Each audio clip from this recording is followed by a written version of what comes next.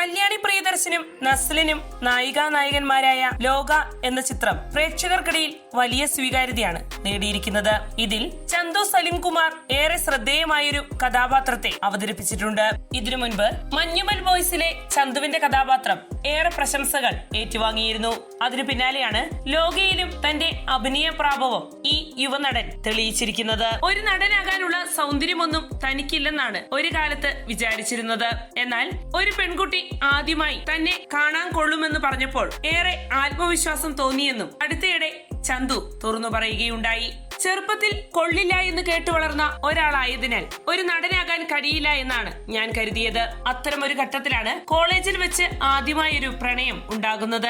ആദ്യമായി എന്നെ കാണാൻ കൊള്ളാം എന്ന് പറയുന്നത് ആ പെൺകുട്ടിയാണ്. അത് കേട്ടപ്പോൾ ആത്മവിശ്വാസം തോന്നി. സിനിമയിൽ അഭിനയിച്ചാൽ നന്നാകുമെന്ന് ആദ്യമായി പറഞ്ഞതും ആ കുട്ടിയാണ്. എന്റെ ജീവിതത്തിൽ അമ്മയ്ക്ക് ശേഷം എന്നെ ഏറ്റവും കൂടുതൽ സ്വാധീനിച്ചിട്ടുള്ള വ്യക്തിയാണ് ആ പെൺകുട്ടി. ചന്തു സലിംകുമാർ പറയുന്നു.